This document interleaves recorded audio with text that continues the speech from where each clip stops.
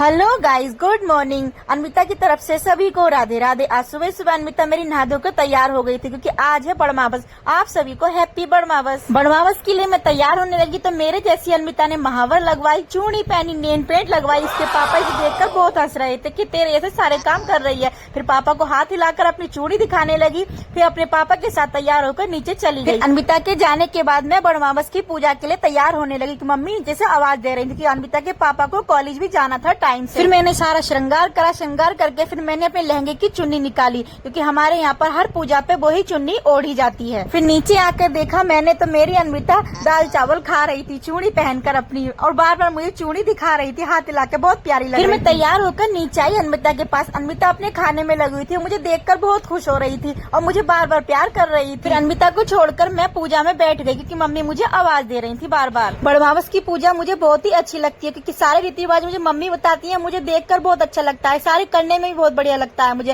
फिर मम्मी बता रही थी कि बड़ की डाली पर 7 बार कलावा लपेटो। जैसे जैसे मम्मी मुझे बताती है वैसे ही करती हूँ। वैसे तो बड़ के पेड़ पर करना चाहिए पर यहाँ पर बड़ का पेड़ नहीं है तो घर पर ही बड़ की डाली लेकर उसकी पूजा करती है। फिर मम्मी कथा सुना रही थी, मैंने कथा सुनी। फिर मम्मी ने गणेश जी की कथा बोली, फिर मैंने वो कथा सुनी थी। फिर मम्मी ने कहा कि अब बायना मत दे। फिर उठ के मैंने 7 फेरे लगाए। मम्मी बोल रही थी कि बड़ की डाली के 7 फेरे लगाए जाते हैं।